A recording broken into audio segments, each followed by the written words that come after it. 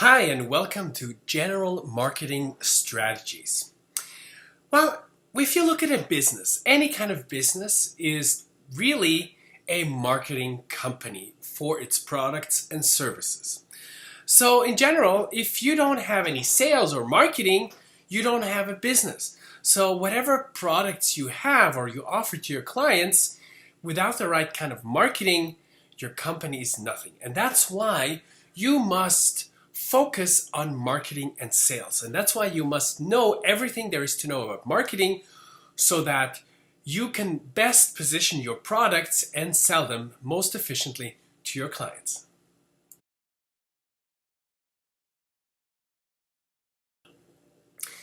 You must understand that the foundation for every business transaction is sales and marketing.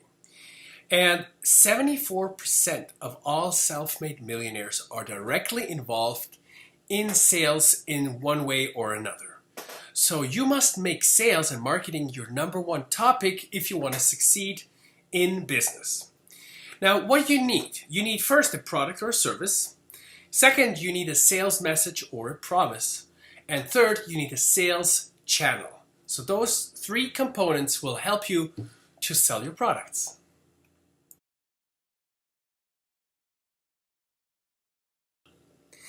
Now, based on your products, you don't need the whole world as a customer. It's not necessary and it's also not possible. So that's why you must ask yourself, and that's the first question in marketing, is who is your customer? So the better you define your customer, which means age, male or female, income level, hobbies, and so forth, the better you know what kind of customers you want to advertise to, the better and more efficient will your marketing efforts be.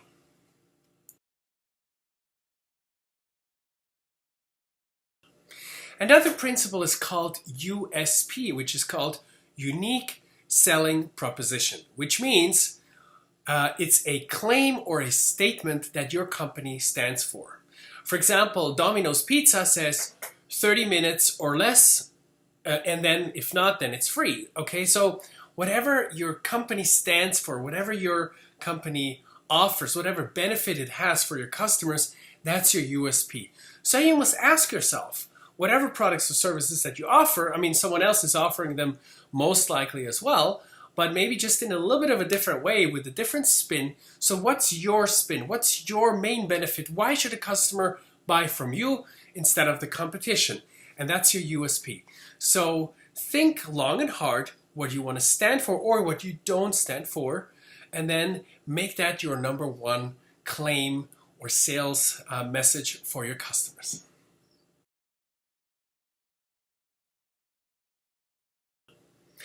The next thing you should always do is test marketing, because the problem is that most people don't test. They assume, okay? They think, oh, I have a great product. They fall in love with their own product, but then they never actually test the product in the marketplace, and they don't know if it sells or not.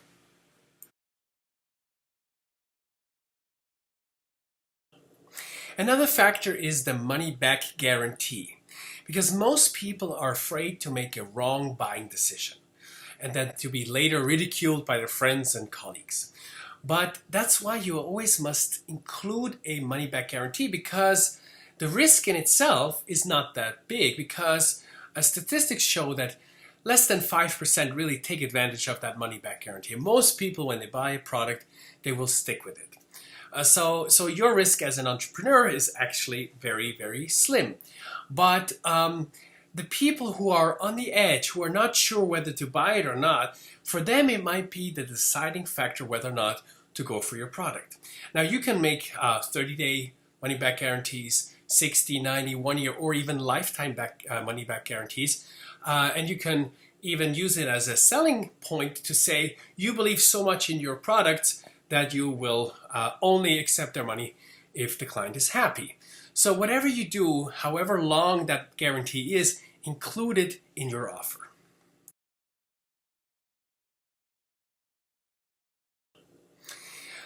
Well, as you develop your business, as you develop your company, you need to have a client database or a system. okay? And obviously today with all these great programs that you can get online, well, like Aweber or MailChimp or whatever the products might be, it gives you the ability to contact, let's say, 100,000 people at the same time with one email that you send out on a regular basis. Okay, that wasn't possible in the past. So today you have great new opportunities to use a client database. So for example, if you want to make a sale of a specific product, get 50% off, you can convince a few clients and immediately generate some revenue. So that's why your client list or your database is the heart of your company. It's gold for you, basically. It's like gold. So that's why you need to protect it, and you need to make sure that you communicate often with your clients, and you have maybe even different kind of lists where you have a initial list of potential clients and then another list of clients who have already bought from you, or maybe even a super list of the clients who have bought the more expensive or the most expensive products from you. So what you want to do is you want to make sure that you protect that list and that you use it. So that's the heart of your company.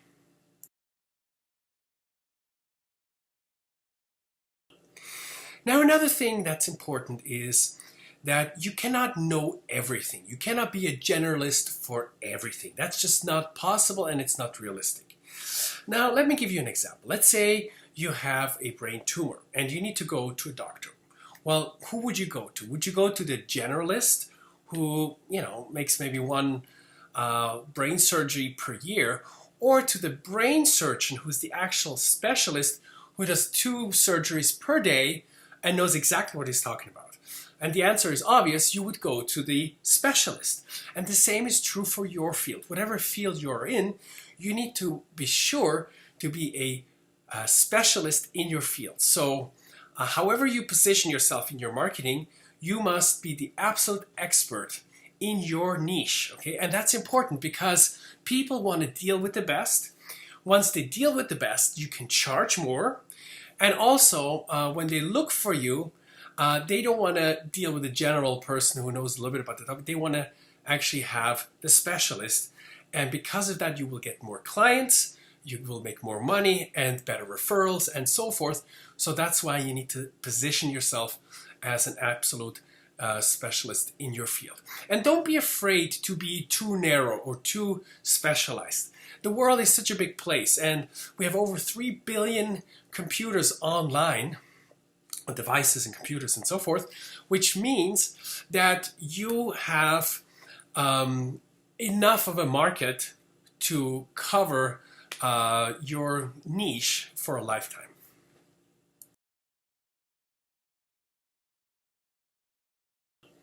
Another principle is a first non-threatening contact. So at first, people are skeptical. 60% of people who read something on the internet believe it's BS, okay? Today, too much advertising, too much marketing. People don't believe anything they read anymore on the internet. And that's why they need to first make some sort of an experience with you before they trust you, before they will buy you more expensive products, before they can spend, several $1,000s on your company. So at first, you need a non-threatening contact, which means you offer them something for free, like a report, a video, a PDF, whatever it might be, where in exchange, all they have to do is give their name and their email address, okay? So that's not necessarily a big risk for them. Or let's say they buy your book and they only pay for shipping, and the shipping is, let's say, $7 or $8. And in that case, the risk is also very minimal, but the book will help you to get some credibility, to get some trust, and then later on you can approach them again for a more expensive product.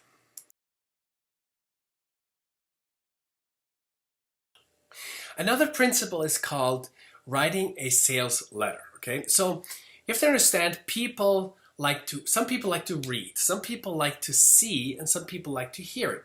So your sales letter should be about 10-20 pages long, and usually that's better than just 1 or 2 pages. Okay, the longer your sales letter, the better, and statistics have shown that it sells better. Also, it's your basis for your sales presentation. Okay, so whether you record it later as a video, or if you have it on your website, or however you have it, you need to first write a sales letter where you feature all the benefits, okay, where you think like their customers think, and then also you present your products in the best possible way.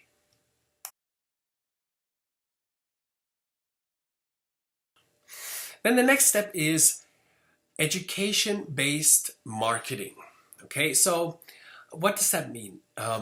When people go on the internet, they don't say, oh, I'm going to buy product X. What they want to do is they first look up some information. Let's say they are curious about a certain topic, and if you write something that educates people about that certain topic, and then, oh, by the way, we offer this product, then they're more likely to buy your product. So you start educating your people in your sales material, on your website, maybe in a blog and so forth, where you position yourself as the specialist, where you give them actual information, where you educate them and teach them about whatever topic you're involved in. And then based on that, they say, oh, I really like this article. I want to know more. Let me see what kind of products this guy has. So that's kind of like the stepping stone for selling more products.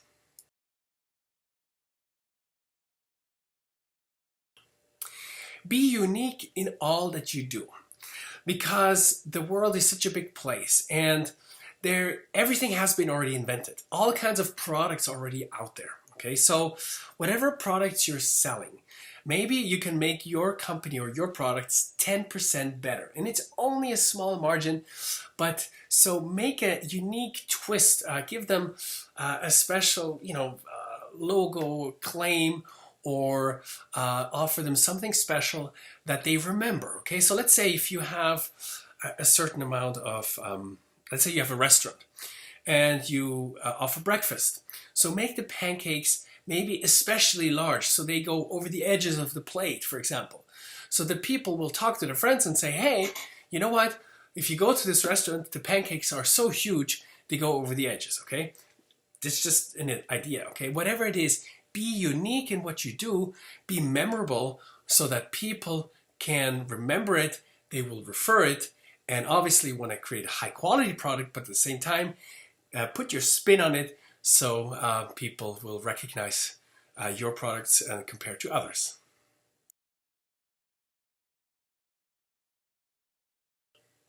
And then finally, 85% of all buying decisions are done by women these days. Imagine that, okay? So that influences how you position your products and how you do your marketing, because most buyers are women these days, okay? So, or influenced by women. Even if the man in the end purchases the product, the woman has the last word, so to speak. So just think about that and remember that however you position your products, think always in terms of how could I sell this to women or make it more appealing to women so that I can sell more as a company as a whole.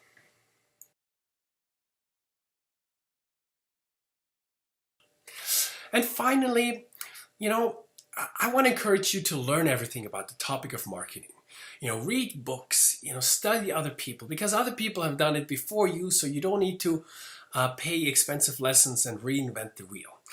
But I also want to encourage you to remember that you are already a marketing specialist today. And why is that? Because you get bombarded daily by phone calls, on the TV, by email, from so many companies and sales offers that you already know what works and what doesn't work, what's effective and what's not effective.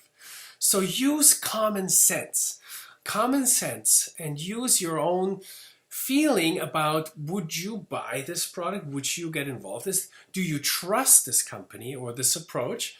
And then act accordingly in your own strategy, okay? So you don't necessarily need the fancy strategies that you learn. You already know what works and what doesn't work. And then the last tip is that everything, the goal in marketing is to understand human behavior and apply those strategies that target basic human needs like love, beauty, relationships, money, and recognition.